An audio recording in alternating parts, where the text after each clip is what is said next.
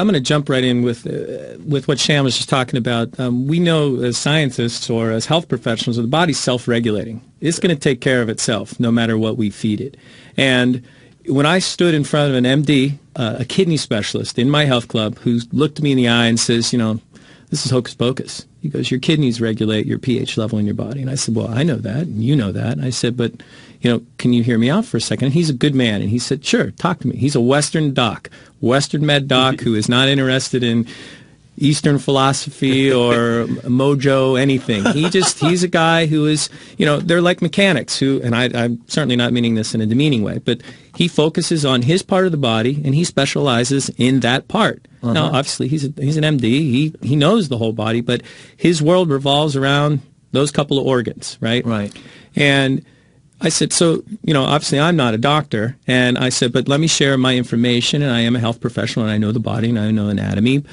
If I'm feeding the body a high diet of acidity, with the stress in our life and how we maintain that, what that does inside our body, and I feed it acidic foods, lots of red meats and soft drinks and things like that, typical, quote, American diet, how much harder is the kidney working to maintain that pH? And what is it doing? At what cost to the rest of the body? We know that the blood has to maintain this pH between 7.3 and 7.4, depending on the time of the day, and it will rob calcium from your bones, calcium from your teeth. It will take it from anywhere it has to maintain that. Just like a mother who's pregnant, who eats terribly and doesn't take care of her body, the body will rob everything in her body to make sure that that embryonic sac is full of the nutrition that the fetus needs. Right. So in the same light, I posed that question to this kidney specialist, and he looked at me and he looked at me with, I saw a little light bulb moment. I don't know how else to put it. A little clarity in his eyes. He says, well, okay. That makes sense. I said, so if we're feeding you a liquid that's rich in antioxidants, that's microclustering, and I was explaining to him the difference, and let's talk about cellular activity in and out of the walls, what is it doing, and with this high pH content, how much less hard is the kidney working to maintain your pH throughout the body? And he looked at me and said, you may have something there.